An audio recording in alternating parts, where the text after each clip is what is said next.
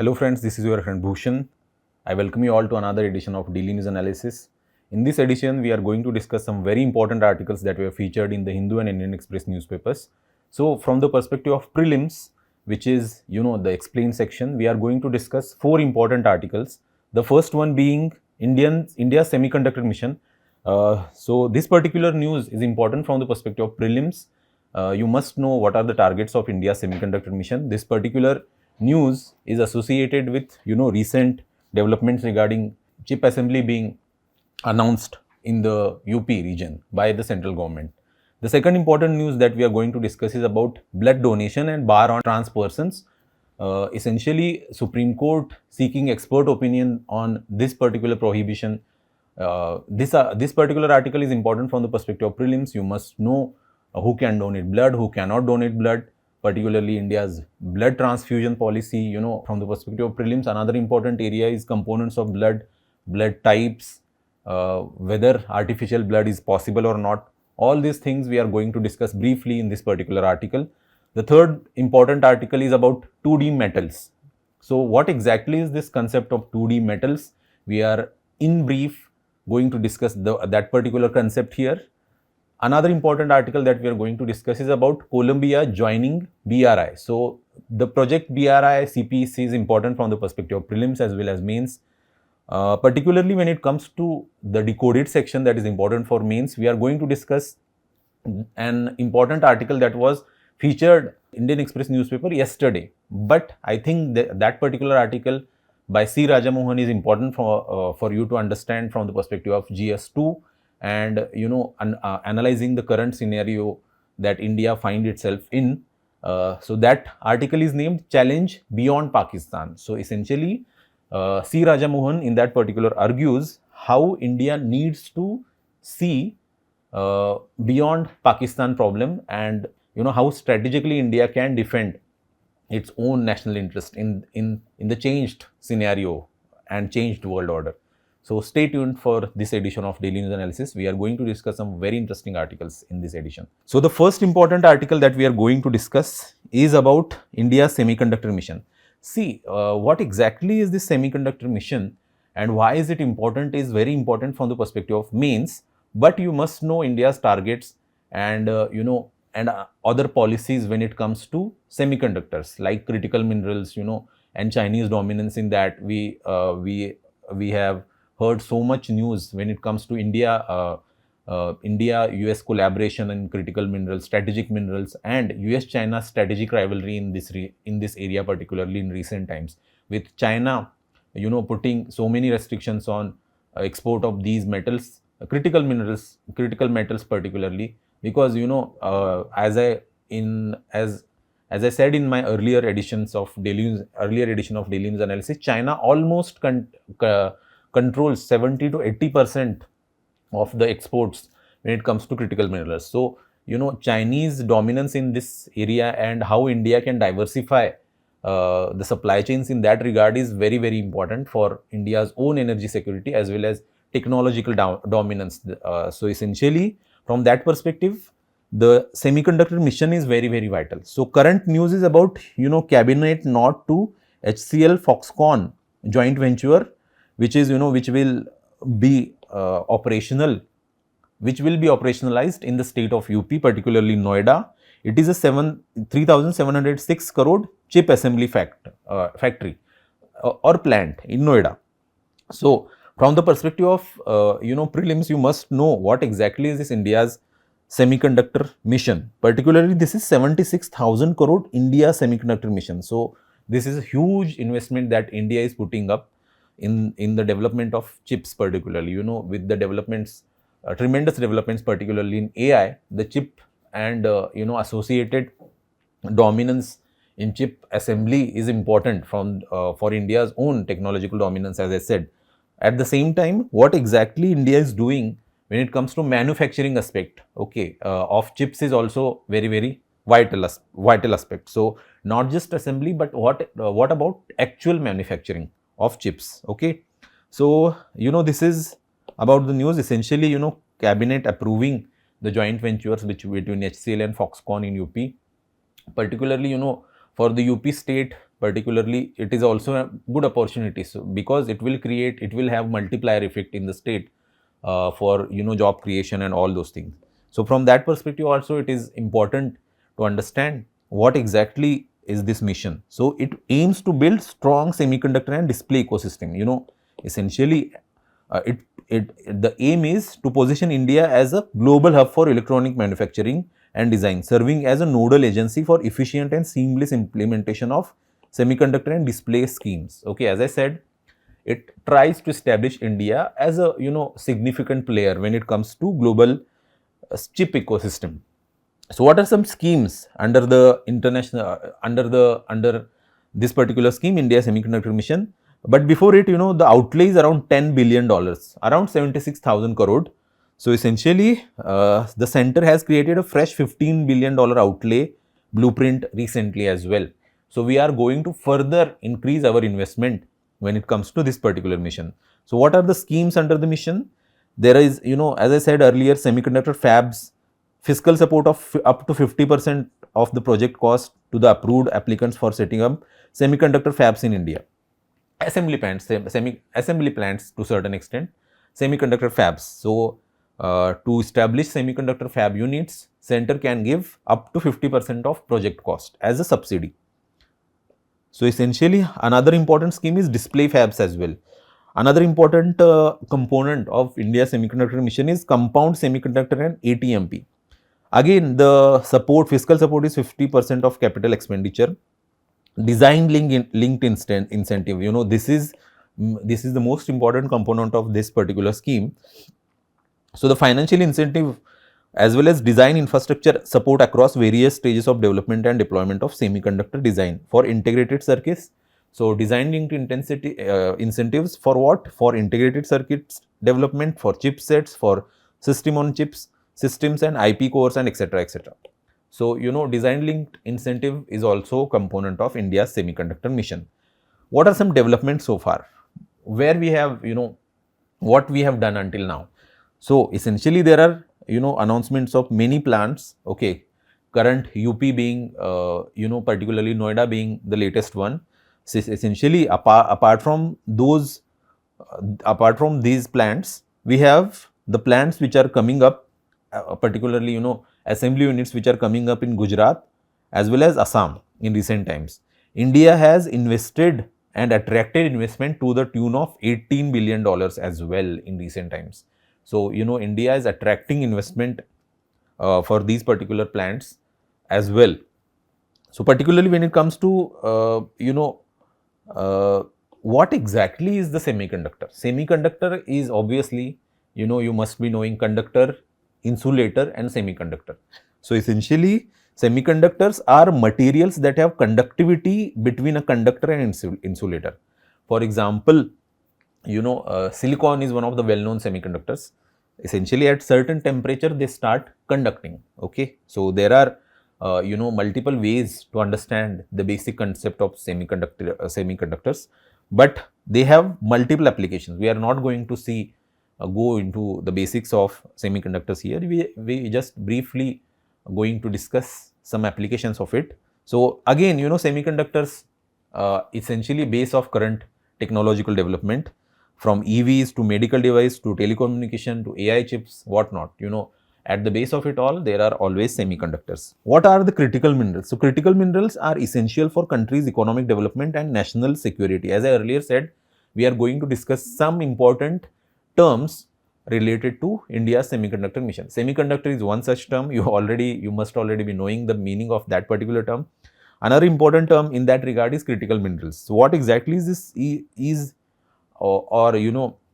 this critical mineral? It is essential for countries' economic development and national security, and their lack of availability of concentration in a few geographical locations can lead to supply chain vulnerabilities.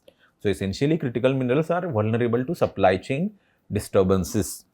So recently government had identified 30 critical minerals. So you must know the whole list of 30 critical minerals. UPSC may ask to actually identify the critical minerals from the list. Okay, particularly. Okay, so those sort of questions can also come in in prelims. So you must know what are the critical minerals, what are those 30 critical minerals. So we have given here some 30 critical minerals which are identified under the list. By the way, you know, there is a difference between strategic and critical minerals. Strategic versus critical. Can you tell me how critical minerals are different from strategic minerals? Just comment your answer in the comment section. So particularly when it comes to critical minerals, we have identified 30 of them. See, from antimony, beryllium, bismuth, cobalt, copper, gallium, germanium, to rare earth elements, zirconium, selenium, cadmium, tungsten, tellurium, titanium, vanadium, etc. are also included under 30 critical minerals. See, what exactly is excluded is important. So you may get confused whether gold is there or whether silver is there or not, whether gold or silver is considered part of 30 critical minerals announced by India or not. You can see gold is not part of it, neither is the silver. Okay, so both of them are not considered as a critical mineral under India's critical mineral mission, the list that is published. So those exceptions are important. Just remember those exceptions. You may get confused when it comes to names of the critical minerals. So what exactly is this National Critical Mineral Mission? It aims to establish robust framework for self-reliance in the critical mineral sector. Okay, so essentially, as I said, to tackle the Chinese dominance in the critical mineral, India has embarked on this critical mineral mission.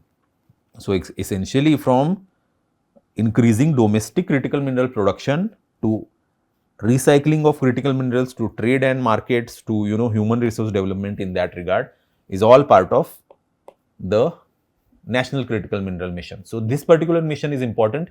Just go through what are the aims of it from the perspective of mains particularly. Okay, so this is the practice question for you based on this article. Just comment your answer in the comment section. So the next important article that we are going to discuss is about the blood donation bar on trans persons. See, in recent times we have seen various Supreme Court observations, various High Court observations in this regard. So what is the current news? Top court seeks expert opinion on blood donation bar on trans persons. So currently there is a bar prohibition on the trans persons when it comes to blood donation. Okay, see, essentially Supreme Court is trying to understand what is the basis, what is the scientific basis for this particular provision in India's blood transfusion policy. So essentially, so that the trans persons, the vulnerable population is not discriminated against.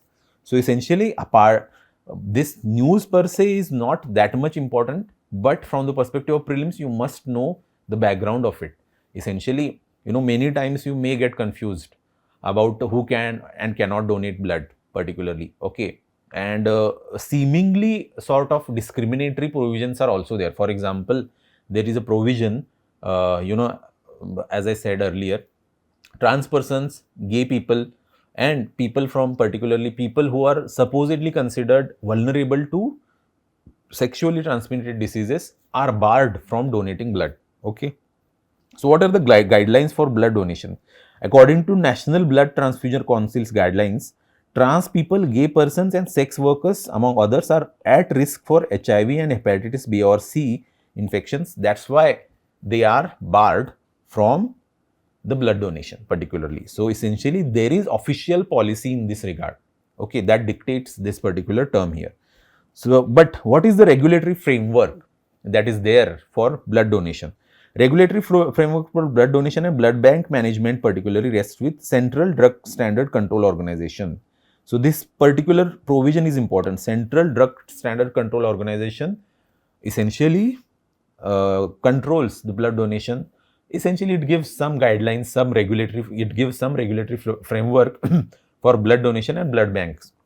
Okay, essentially under Central Drug Standard Control Organization, blood is considered as a part of drug. Okay, this particular provision is important.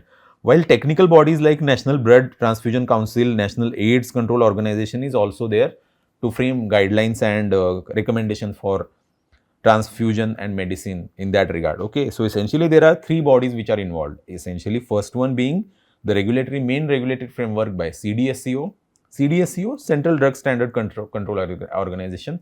There are other technical bodies as well, like National Blood Transfusion Council is there, National AIDS Control Organization is also there, which have given some sort of guidelines who can and cannot donate the bloods. So what are these criteria to donate bloods? This is the crux of it all. So many times, in interview particularly, many people write in achievements part particularly, they have organized many blood donation camps. So in this regard, in that particular regard, from the perspective of interview also, knowing who can donate blood and cannot donate blood is important. Okay. So from the perspective of personality test, that is interview, you can, note down some points from this article as well. So overall health and vital signs, this is one of the foremost criteria for donating the blood. Essentially, donor must be fit and healthy, okay, and not be suffering from transmissible diseases. There is age and weight limit as well. Age between 18 and 65 years old. This is important, okay. Sometimes you may be given this age bracket to understand. For example, 18 to 70 years, say. The people in the age group of 18 to 70 can donate blood, but that is not a right statement according to India's own policy documents, India's own policy structure. People between 18 to 65 years of age can donate the blood, and they should have minimum weight of 50 kg. Okay, so the minimum weight criteria is also there. There is, pulse rate criteria is there as well, between 50 and 100 without irregularities. Hemoglobin level, see, this is hemoglobin level should be above, or rather, at a minimum level, minimum hemoglobin level should be 12.5 grams per dl. Okay, 12.5 should be the minimum hemoglobin. Blood pressure, diastolic 50, 100 and systolic 100, 180. Okay, so blood pressure limit is also there. Body temperature should be normal. Oral temperature not exceeding 37.5 degrees Celsius. The period between successive blood donations should be more than 3 months. So, you can donate blood every 3 months. These are some criteria to donate bloods. Okay, so just remember this criteria, very important. You must know who can donate bloods. But what makes some persons ineligible to donate blood? Essentially, the persons who have tested HIV positive, suffering from cardiac arrest, having asthma, had fits, tuberculosis, pregnant or breastfeeding women also are prohibited from donating bloods. Underwent immunization in the past 1 month. So, if you have taken any sort of vaccine in past 1 month, you are barred from donating blood for that amount of period. At the same time, gay and trans persons are also prohibited under the policy. So, there are these ineligibility criteria as well. But, going forward, we are going to discuss some important regulatory bodies and regulatory frameworks. Among them, National Blood Transfusion Council is one of it. Okay, very important from the perspective of prelims particularly. NBTC is a policy formulating apex body for all matters when it comes to blood transfusion services in the country. Similarly, state blood transfusion councils are also there. So, this is the role, this is the basic role. So, from formulating policy, target strategies to, regulating all these aspects, technical aspects of blood transfusion, blood transfusion councils at state level and national level, both levels are there. Okay. So, India has its own national blood policy as well. So, go through some important policy points from that policy as well. It is, I think, the policy from 2002. Okay, and there are subsequent changes in that particular policy, but that particular policy is not that much important. So, just remember the criteria to donate blood, who can and cannot donate blood, and how, there are some discriminatory aspects to that particular policy as well. There is National Blood Transfusion Council as well. We have blood bank policy as well. So, you must know, we along with blood donation, there are plasma donations as well. So, that aspect is also very important, donation of plasma. Okay, but from the perspective of prelims, we must know some components of blood. This is the basic of science. When it comes to blood, we have plasma to the level of 55%, WBC and platelets less than 1%, RBCs 45%. Okay, So particularly in RBCs, we have erythrocytes, 45% again. In WBCs and platelets, platelets less than 1%, leukocytes less than 1% again. In leukocytes, we have neutrophils, lymphocytes, monocytes, eosinophils and basophils. See, I am not going to discuss in too detail the components of blood here. Okay. So when it comes to plasma, what contains in the plasma? So from protein to water to other solutes which are part of plasma. Particularly when it comes to protein, we have albumins, globulins and fibrinogen. So these are some components of blood, very important from the perspective of prelims. Just go through the basics of it in brief. What about blood group? Okay, we are going to discuss in briefly about the blood groups as well. So ABO again, is a blood groups, blood types which are there. How exactly is this decided? How blood groups are decided? So essentially presence or absence of two specific antigens A and B on the surface of red blood cells is an indicator to actually divide the bloods into various groups. So whether, when it comes to group A, we have A antigen and B antibodies. Okay. When it comes to group B, type B blood, we have B antigen and A antibody. When it comes to group AB, we have AB antigens and no antibodies, okay, in plasma particularly. And group O, we have, no antigens, but A and B both antibodies, okay. So essentially, we have, this is sort of, on this basis we can divide on the basis of antigen and antibody present on the red blood cells, particularly antigen on red blood cells, we can divide the blood types, okay. So this is this graph here, this chart here particularly gives you the overall screenshot of various blood types. But from the perspective of prelims, another important factor is Rh factor, okay. So knowing the Rh factor is also important. So what exactly is this Rh factor? Rh factor is a crucial blood type factor. It was discovered by Karl Landsteiner and Alexander S. Wiener in 1940. So essentially, story of how these scientists discovered Rh factor is also very interesting and very important. Earlier, what used to happen, there is this one story about the pregnant lady, and she, at the time of her delivery, she felt the need of blood transfusion. But unfortunately, after the transfusion of the similar blood, that lady was unfortunately died. So that incident led to the discovery of Rh factor going forward, because that lady was, although there was, the similarity when it comes to antigen AB type, but when it comes to Rh, they did not check at that point of time. They did know about this Rh factor, and that in the blood that was transfused, that Rh factor was not matched. So that's why, after the transfusion of blood, unfortunately, that particular lady died in 1930s, and post that in 1940s we have the discovery of Rh factor. So Rh essentially is, you must not get confused. Although, it is named after the rhesus monkey because they first identified antigen in the monkey's blood. Particularly, it is not like, it is only found in the monkey, okay. So this particular antigen is found in various animal groups as well, okay. Just it was first found in the rhesus monkey, okay. That's why it has been named Rh factor. It is a protein found on the surface of red blood cells. Again, we have the antigen which was we have the blood type based on the antigen found on red blood cells, but Rh factor is also the protein, another protein found on the surface of red blood cells. So we have, you must be knowing Rhd is one of the most prominent among them, but there are other Rh factors as well on the red blood cells. So blood type, based on whether, Rhd factor is found on the red blood cells or not, we have Rh positive and Rh negative.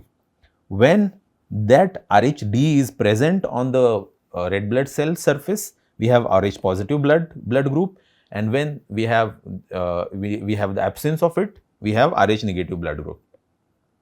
What are some rarest types of blood groups? You know, Rh null is one of the rarest types of blood. It is often called as golden blood, and less than 50 individuals worldwide have this type of blood. You must not get confused between Rh null and Rh negative. Okay, Rh negative. Particularly Rh negative here is specifically talking about the absence of Rh D factor. Okay, Rh null is total absence of Rh factors. Total absence of Rh factor. So essentially, there is no Rh factor on the surface of red blood cell. Rh protein particularly when it comes to Rh negative, there is absence of Rh D factor, D protein on the protein. So Rh negative is much more specific, while Rh null is a total absence of Rh factors on the surface of red blood cells. So, you know, this is, you know, there are golden type of blood. There is a golden type of blood. There is, you know, sort of Rh null. Then we have Bombay blood group as well. So, just comment in the comment section what are some other types of blood, and also let me know whether what do you think, you know, whether Rh positive population is more or Rh negative population is more. Okay, very interesting, very important from the perspective of prelims. Just comment your answer in the comment section. So, what about artificial blood? Are we any way closer to creating the artificial blood in the lab? Okay, so essentially there are an efforts to have the synthetic blood prepared in the lab. There are, you know, ongoing research when it comes to stem cells, synthetic hemoglobin. You know, there is hemoglobin based oxygen carriers. Essentially, artificial blood can be possible in the near future, because the research on that field is very much ongoing. So essentially, as I earlier said, alternative blood transfusion systems are under development currently. Okay, but we don't have artificial blood yet. But with the developments in the biotechnology, we can expect some breakthrough in near future, you know, which will transform the whole scenario when it comes to blood transfusion, not just in India but whole world as well. Because many times, you know, when it comes to blood donation, from storage of blood to, you know, to actually the safety of blood, all these factors are very, very vital. So many times, if the one thing was compromised, the whole the whole system gets compromised at the same time. So this particular idea of synthetic blood will actually revolutionize the blood donation scenario world over. So let us hope that we can able to have this breakthrough in near future. But again, you can understand how our own body is still understanding the mysteries of our own body is one of the foremost mysteries of sciences. Okay, so this is the practice question for you. Just comment your answer in the comment section. Very important if you, you know, very important from the perspective of prelims. So the next important article that we are going to discuss is about 2D metals. So essentially, what the news suggests, it is the news which was specifically there in the Science Hindu page, in the science page of the Hindu. So essentially, scientists have discovered this 2D metals in recent times. Rather, you know, see this particular article from the perspective of prelims, knowing is not that much important, but you must know what exactly is the 2D metal. So most of the time you must have seen, you know, most of the time when it comes to material sciences, development of 2D, 1D and, you know, even zero dimensional parameters or metals, non-metals is important area of research. Okay, so about the news, in recent times, the unique material properties resulting from quantum confinement have great real world application. This has driven scientists to pursue the creation of 2D metals. So what exactly the article argues, in recent times we have so many developments when it comes to quantum technology particularly, and there are developments when it comes to 2D metals as well, from quantum dots to 2D metals. Okay, so this is very latest when it comes to the development in material sciences.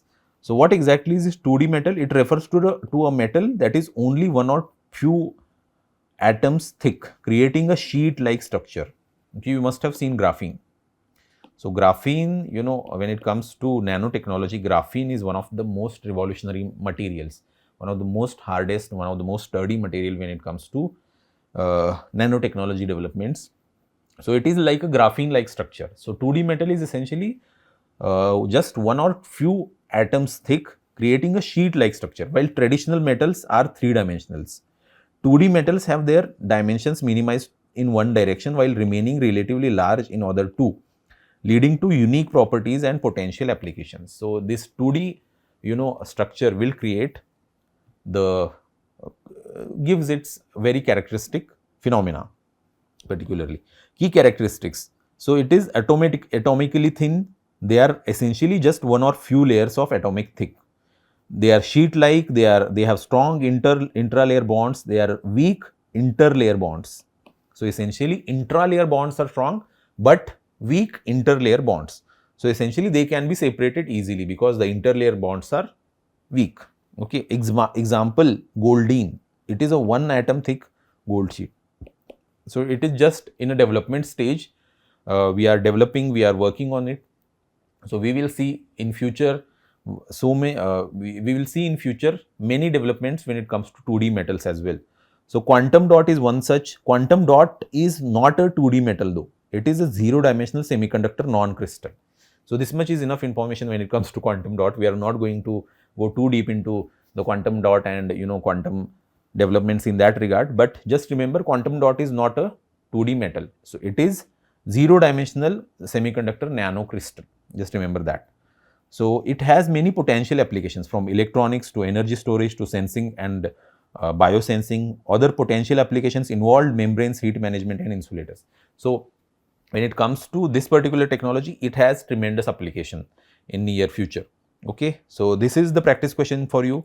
We have seen briefly what exactly is the article talking about, what exactly is this basic concept and how it will transform the technology scenario in the near future. So just comment your answer in the comment section for this particular article.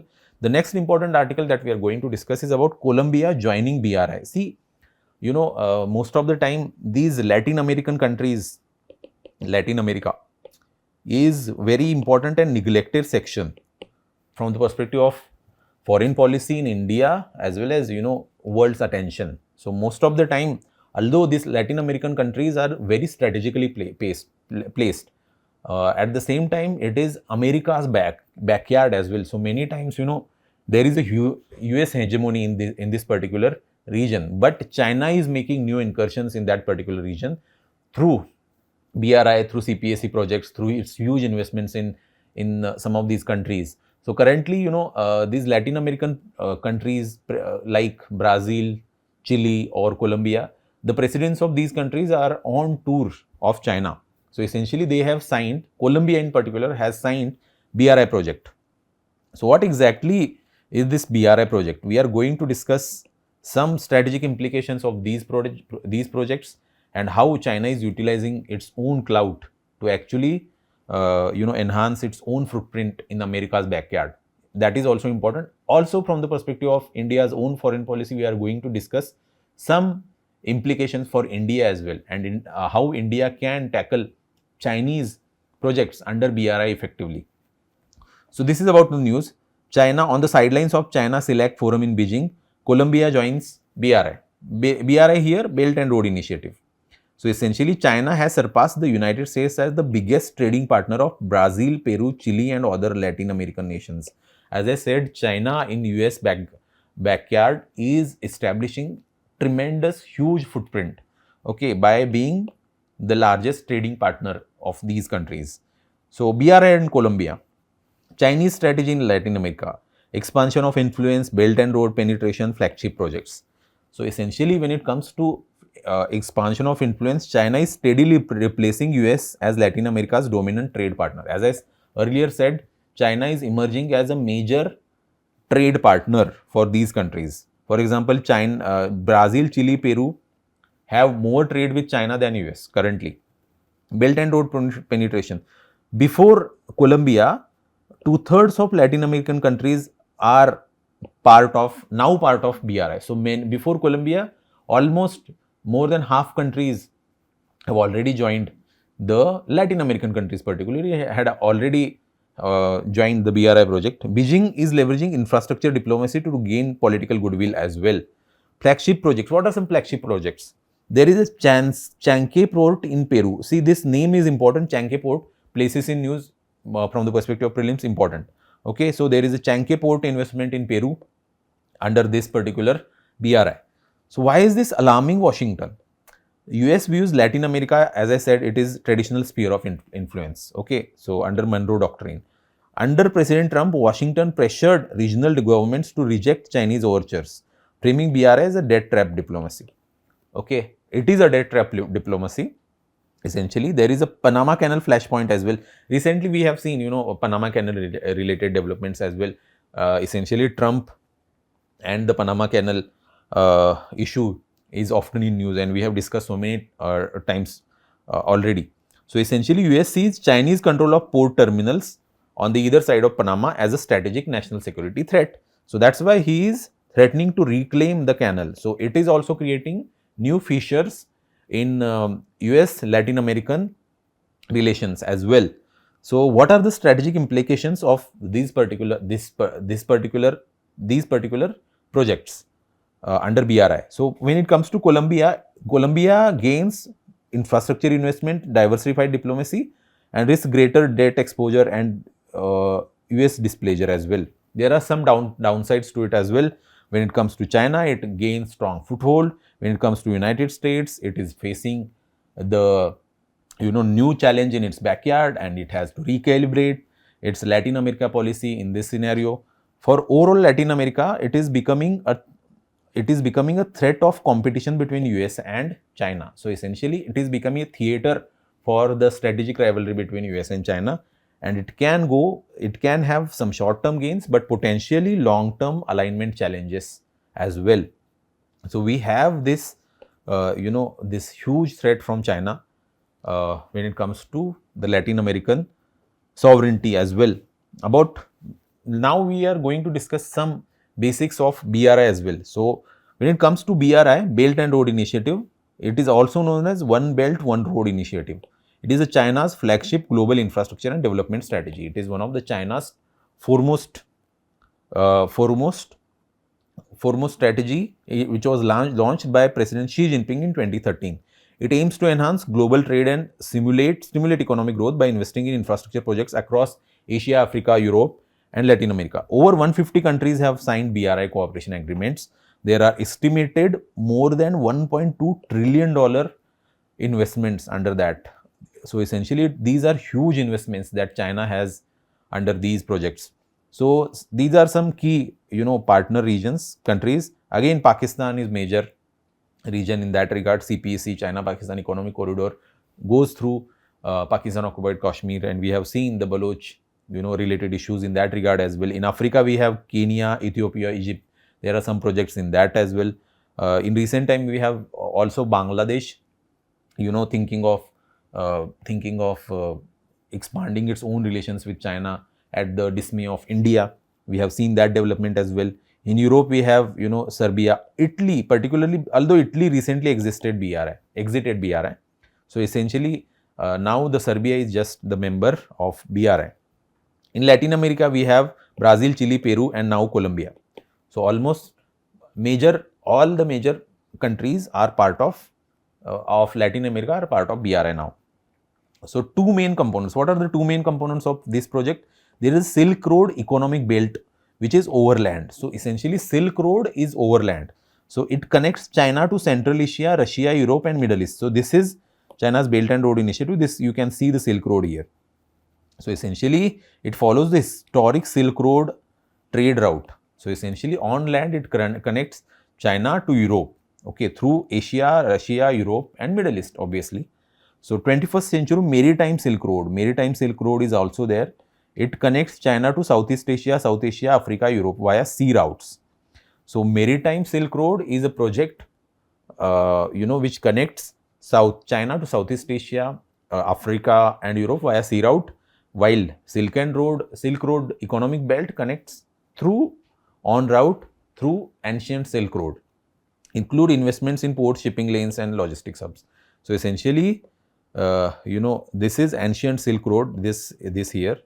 So essentially we have China to Europe gateway through this ancient Silk Road. India is on that path of Silk Road as well. So what are some major BRI projects? In Pakistan, we have CPEC, more than $60 billion plus of investment in Gwadar port to access Arabian Sea. In Kenya, we have Mombasa Nairobi Standard Gauge Railway. In Laos, we have China Laos Railway. In Greece, we have Piraeus Port. In Peru, we have Chanke Port.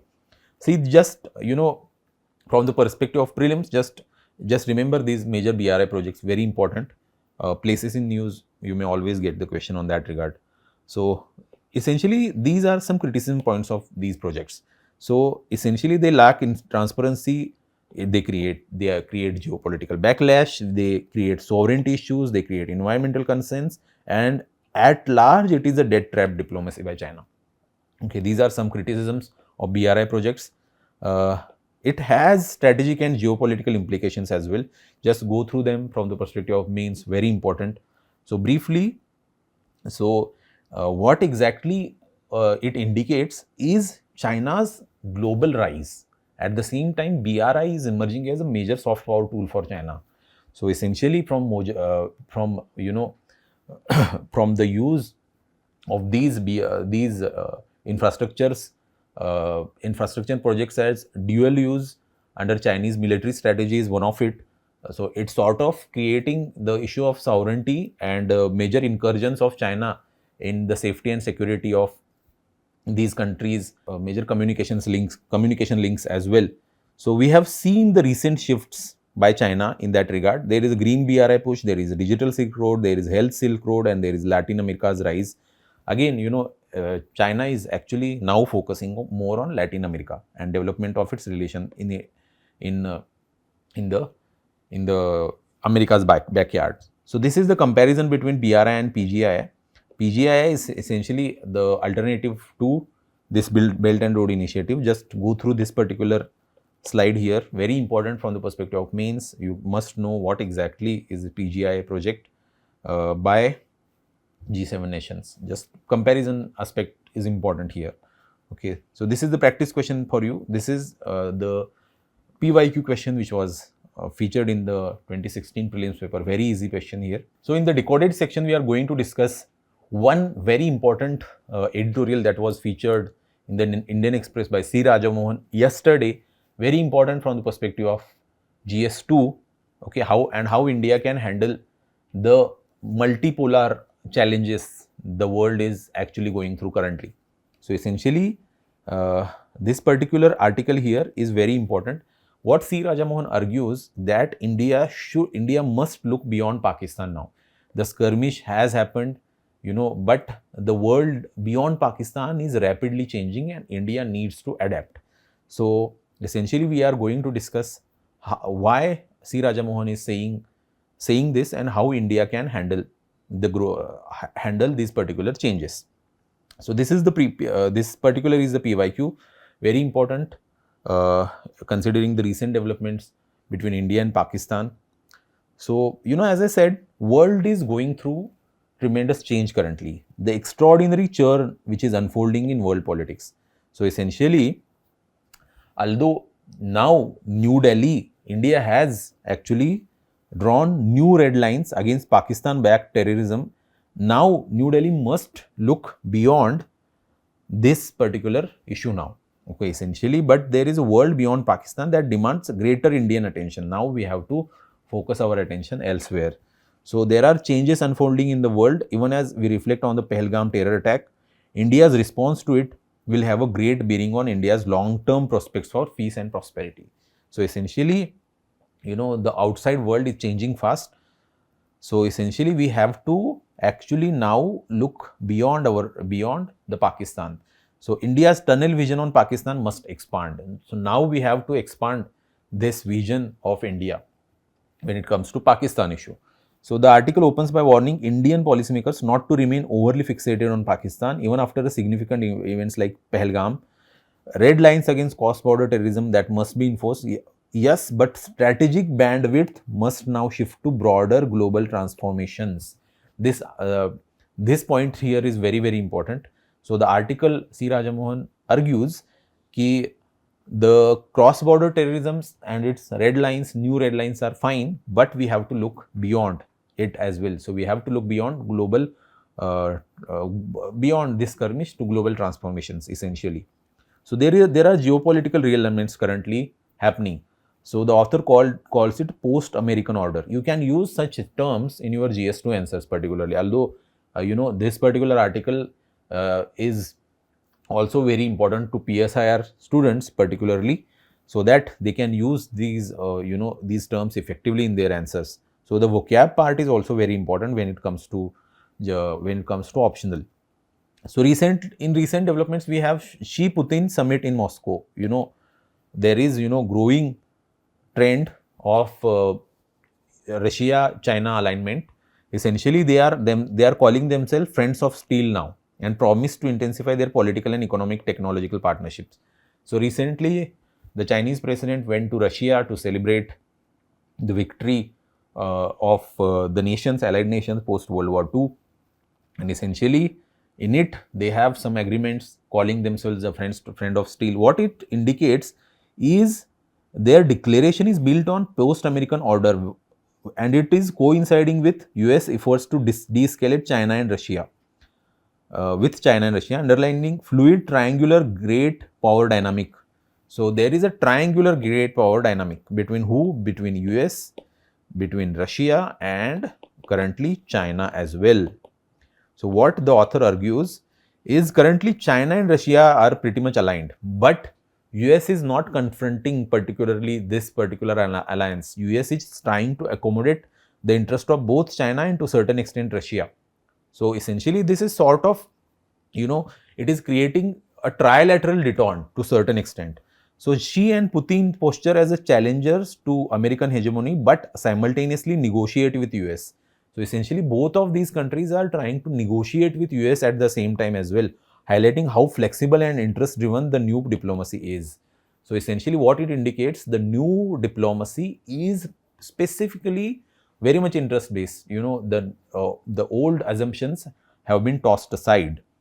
So what exactly this great power diplomacy is? So it is a triangular and it is a transactional. The newest feature of American diplomacy is the Trumpian influence through its transactional diplomacy. So what exactly happened here is as India and Pakistan clashed, US-China trade talks in Geneva where de-escalation recent times happened. So essentially US and China, de-escalated its trade war, and currently there is a 90-day window in which both these countries are negotiating a major trade deal. But in meantime, for 90 days, US has reduced its own duties on Chinese imports by a large amount. So currently we have this sort of detente between US and China as well when it comes to trade war. At the same time, we have seen developments when it comes to Russia-Ukraine peace efforts. Currently there are talks ongoing in Turkey as well in that regard. So what exactly is happening here is essentially US is trying to have some sort of arrangement with all its adversaries at the same time. So essentially, although US calls these countries as a great adversary, great strategic threats, but at the same time it is trying to accommodate its own national interest with these countries as well. India must grasp the bilateral disputes like Indo-Pak are now overshadowed by fluid global elements. Now India must grasp the fact that the bilateral skirmish has been overshadowed by global fluid dynamics. So essentially there are adjustments which are happening which are beyond India's own bilateral issues with Pakistan. So what are the implications for India's foreign policy? India must now break out of binary friend-foe thinking. So India must now look beyond this binary. So essentially, India needs nuanced diplomacy capable of handling multiple equations at once, from being in Quad with US while being in BRICS with China and Russia. So again, India has to balance all these interests at the same time, understanding the transactional nature of global politics. So currently, as I said, the Trump has transformed the global political scenario, global diplomatic scenario, being a transactional in approach. India must now shed illusions of long-term strategic alignments and focus on issue-based coalitions and interest-based negotiations. Now, long-term alignments, forget about it, just focus on issue-based alliances and coalitions and interest-based coalitions. Middle East and Gulf is emerging as a major theater now. So we have seen the recent developments. Mr. Trump visiting three countries: Saudi Arabia, UAE, and Qatar. In this currently, the trip is ongoing. So essentially, what it indicates is US is trying to have its own alignments in Middle East, particularly through Trump's transactional idealism to a certain extent. So we have seen, trillions of dollars of bilateral treaties and investment between US and these countries through this Trump visit. So what it indicates is essentially Middle East is becoming a new theater for global power positions, global power postures. So India's ties with UAE, Saudi Arabia and Israel now must be navigated with maximum pragmatism, especially as Trump also quotes Iran. Now, Trump is negotiating with Iran for new nuclear deal as well. Turkey is a strategic pivot now. You must have seen, Pakistan actually got the Turkish drones, and actually traditionally also Turkey is oftentimes aligns its own interest with Pakistan's interest. So now Turkey is becoming a pivot in the Middle East, overall Middle East diplomacy. So from hosting Russia-Ukraine peace talks to actually providing its own drones to Azerbaijan, to Pakistan in recent times, Turkey is becoming a major player as well.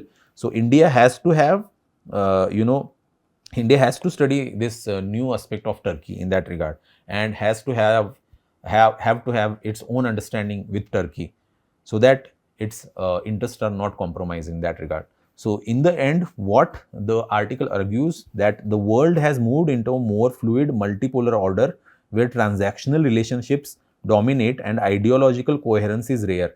India is a civilizational power with global ambition, must adopt it.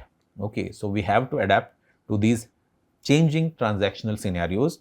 At the same time, the key lies in cultivating strategic agility, building a technocratic diplomatic core, and moving beyond the obsession with Pakistan. The theater of action is no longer just the LOC or Islamabad, it is now Moscow, Beijing, Geneva, Istanbul, and Riyadh. Essentially, the theater is now changing. We have to move beyond Pakistan. So that's what the author argues. And I think, considering this fluid and transactional nature of global diplomacy, India should adopt to these changing scenarios at the same time as well. And I think Indian diplomacy is also taking notes and taking observations of the recent changes in that regard. And I hope that India is able to actually accommodate its own interest in this multipolar world order. Okay. So this is the practice question for you. Just, if you understood the article correctly, you will be able to handle this particular question here. This is it from my side, and stay tuned for another edition of Daily News Analysis tomorrow. Thank you.